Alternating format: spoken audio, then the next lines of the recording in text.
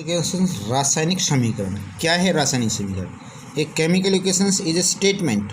रासायनिक समीकरण एक कथन है यूज इन केमिस्ट्री जिसको रसायन विज्ञान में प्रयोग किया जाता है to represent a chemical equations, रासायनिक अभिक्रिया को दर्शाने के लिए। In a chemical equations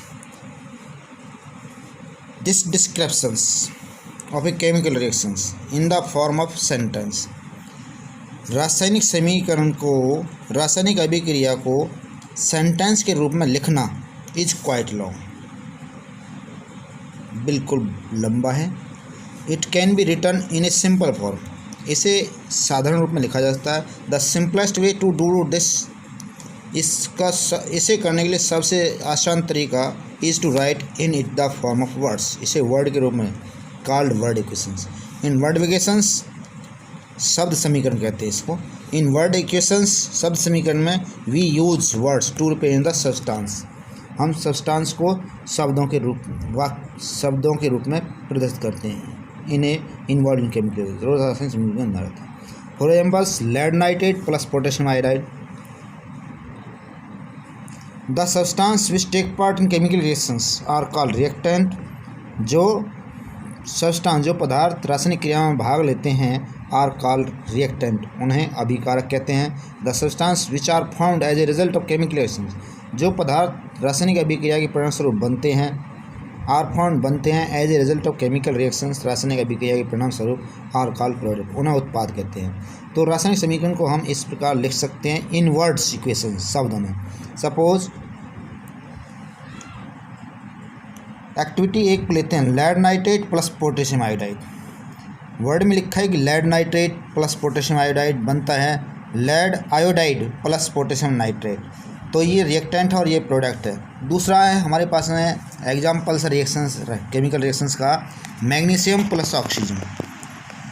magnesium plus oxygen बनता है मैग्नीशियम ऑक्साइड्स, तो ये रिएक्टेंट है मैग्नीशियम और ये प्रोडक्ट है, ये उत्पाद है और ये रिएक्टेंट अभिकारक है। अगर हमें कोई रासायनिक अभिक्रिया समीकरण दिखाना आता है तो change in represented by arrow, जो चेंज है रासायनिक समीकरण में एरो के द्वारा दिखाया जाता है, और इक्वल टू बिटवीन रिएक्टेंट और product. The reactant are written on left hand side, LHS दाएं तरफ लिखा जाता है, with plus sign between them, दोनों रिएक्टर के बीच में प्लस साइन भी हो सकता है। Similarly product are return on right hand side, दाईं तरफ लिखा जाता है with plus sign between them, product के बीच में प्लस साइन के द्वारा भी लिखा जाता है। Arrow head point towards the product, जो एरो का पॉइंट होता है वो प्रोडक्ट उत्पाद की तरफ होता है। Which shows the direction of reactions, जो क्रिया की दिशा को दिखाता है। Symbol equations, there is another shorter popular way for representing the chemical equations known as symbol equations, उसे चिन्हात्मक समीकरण भी कहते हैं। The chemical equations may be made more concise and useful, रासायनिक समीकरण को मोर कॉन्साइज, ज़्यादातर ठीक और यूजफुल बनाया जाता है। If we use symbol and chemical formulae instead of words, यदि हम रासायनिक चिन्ह और रासायनिक फार्मूले शब्दों की जगह लेते हैं, तो we have already learn about the symbol of elements and formulae of chemical compounds in previous class. हम तत्वों के उनके रासायनिक फार्मूले और सिंबल भी नवीं कक्षा में पढ़ चुके हैं। For examples the chemical reactions for activity 2 may be written as, जो दूसरी एक्टिविटी है जिसमें मैग्नीशियम ऑक्सीजन जल के मैग्नीशियम ऑक्साइड बनाता है, उसे सिंबल के रूप में, सिंबल इक्वेशन के रूप में इस तरह लिखा जाता है।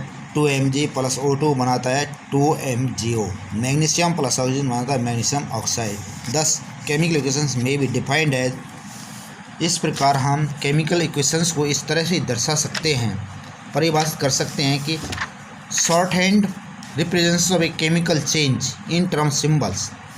शॉर्ट हैंड संक्षिप्त रूप में प्रदर्शित करना रासायनिक चेंज को in the term of symbols चिन्ह और फार्मूले के रूप में ऑफ सब्सटेंस इन्वॉल्व इट, जो इसमें सब्सटेंस आते हैं उन्हें चिन्ह और फार्मूले के रूप में रासायनिक परिवर्तन को संक्षिप्त रूप में दर्शाना ही केमिकल इक्वेशंस कहलाता है। Step for writing a chemical equations. First step for writing chemical equations the following points are kept in mind. रासायनिक इक्वेशंस को लिखने के लिए हमें निम्न बिंदुओं को ध्यान में रखना पड़ता है। Number 1, the symbol and formulae of reacting substance are that reactant. जो चिन्ह और सूत्र हैं रिएक्टिंग सब्सटेंस यानी अभिकारक के are written on left hand side, उन्हें with plus sign between them, उनके बीच में प्लस साइन को दर्शा करके लेफ्ट हैंड साइड में लिखा जाता है। The symbol and formulae of various products, चिन्ह और जो सूत्र हैं उत्पाद के आर रिटन, प्रोडक्ट मीन उत्पाद, are written on right hand side, right hand side में प्लस साइन, उनके बीच में प्लस साइन लगा के लिखा जाता है। एन एरो साइन और sign of equality is put between the reactant product. Reactant product के बीच में एरो या प्लस इक्वल टू का बराबर का निशान लगाया जाता है। और इनमें consider the reactions of zinc with dilute sulphuric acid. अगर हम एक रासायनिक समीकरण को समझते हैं जिसमें जिंक और तनु सल्फ्यूरिक अम्ल produce zinc sulphate in solution, जो सॉल्यूशन में जिंक सल्फेट पैदा करते हैं, एंड हाइड्रोजन गैस निकालते हैं। द रिएक्शंस में भी रिटर्न है Zn प्लस में H2SO4, जिंक प्लस में सल्फ्यूरिक एसिड रिएक्टेंट है और बनाता है, यानी कि फॉर्मेशन होती है, रिएक्शन होती है। रिएक्शन के बाद में क्या बनता है, Zn SO4 जिंक सल्फेट बनता है, प्लस में H2 हाइड्रोजन गैस निकलती है। Balanced and unbalanced chemical equations. Chemical equations, संतुलित और असंतुलित रासायनिक समीकरण। Consider the chemical equations for the reactions zinc with sulphuric acids to form zinc sulphate energy. Zn plus H2SO4, Zn SO4 plus H2। तो let us count the number of atoms of different elements on both sides of the arrow. Arrow के दूसरी तरफ हम सभी तत्वों को count करते हैं। सपोज हमारे पास जो एलिमेंट है इसमें जिंक है, हाइड्रोजन है, सल्फर है, ऑक्सीजन है। तो number of atoms of reactant left hand side में Zn देखो, Zn 1 है और H देखो 2 है, S 1 है और 4 है। राइट हैंड साइड में जो प्रोडक्ट बनता है वहाँ पे नंबर ऑफ एटम्स यही हैं, Zn है 1 है, H2 2 हैं, सल्फर 1 है, ऑक्सीजन 4 है।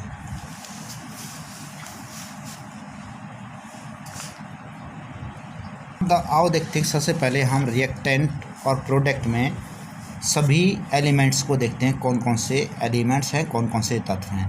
तो एक टेबल बनाते हैं।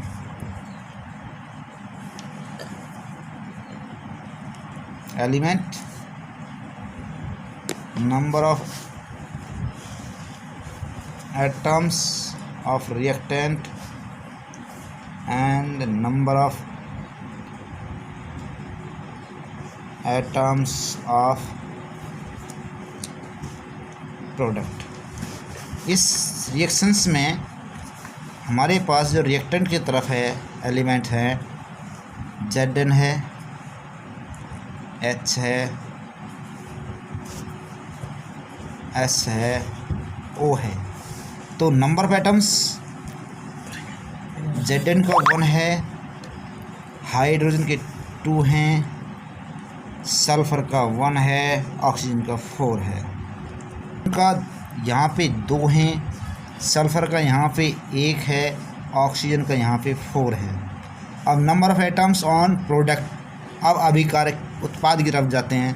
Zn कितना है यहाँ पे 1, सल्फर हाइड्रोजन यहाँ पे कितना है 2, सल्फर कितना है 1, O कितना है यहाँ पे 4, ऑक्सीजन कितना है 4। तो यहाँ पे अब ये देखना है कि हमें दोनों तरफ बैलेंस्ड केमिकल इक्वेशन क्या होता है कि there are equal number of atoms of different elements in the reactant product. तो such equations are called balanced chemical equations. अभी हमने यहाँ पे देखा कि ये जो रिएक्शंस हैं हमारे, ये अनबैलेंस्ड रिएक्शंस है, बैलेंस्ड रिएक्शंस है। क्योंकि ये बैलेंस्ड रिएक्शंस है, यहाँ पे right hand side and left hand side, left hand side, right hand side, number of atoms is equal to बराबर हैं, तो इसको हम बैलेंस्ड केमिकल इक्वेशंस कहते हैं, संतुलित रासायनिक समीकरण कहते हैं। तो रासायनिक रासायनिक समीकरण, there are equal number of atoms of different elements, भिन्न भिन्न एलिमेंटों की जो संख्या है वो बराबर है इन रिएक्टेंट और प्रोडक्ट, अभिकारक और उत्पाद में बराबर है। तो सच इक्वेशंस, ऐसी समीकरण को is called balanced chemical equations, संतुलित रासायनिक समीकरण कहते हैं। अब हमें देखना है unbalanced equations. Now consider the equations Mg unbalanced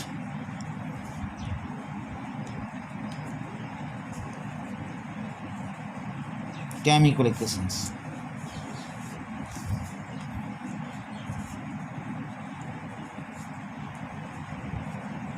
MgO. Now consider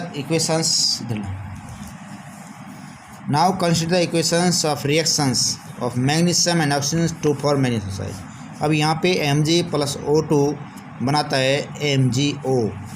तो यहाँ पे नंबर ऑफ एटम्स रिएक्टेंट और प्रोडक्ट में are not equal. Number of atoms of each element on left hand side and right hand side of arrow is the number of atoms of elements same on both side. तो यहाँ पे दोनों तरफ reactant और product की तरफ जो number of atoms हैं एलिमेंट के वो बराबर नहीं हैं। तो यहाँ पे हमें देखना है कि Mg रिएक्टेंट है और ये प्रोडक्ट है। तो यहाँ पे जो एलिमेंट हैं कौन कौन से हैं, Mg है, O है, दो एलिमेंट हैं। तो यहाँ पे number of atoms of reactant, number of atoms of product, यानी अभिकारक के और उत्पाद, दोनों तरफ देखना है। तो Mg के इधर कितना है 1, ऑक्सीजन कितना है 2, इधर कितना है Mg का 1, ऑक्सीजन कितना है 1, जबकि होना चाहिए 2 प्रोडक्ट में। तो ये है अनबैलेंस्ड इक्वेशंस। तो इट इज़ क्लियर, ये स्पष्ट है that the number of atoms of each element are not same on both sides. दोनों तरफ नंबर ऑफ एलिमेंट्स में एटम की संख्या बराबर नहीं है। Such an equations is called unbalanced equations. ऐसी इक्वेशंस, ऐसे समीकरण को असंतुलित समीकरण कहते हैं। अब असंतुलित समीकरण को, अनबैलेंस्ड इक्वेशंस को हमें बैलेंस करना है। तो एक केमिकल रिएक्शंस, अब इनकी डिटेल में परिभाषा देख लीजिए, संतुलित समीकरण की और असंतुलित समीकरण की।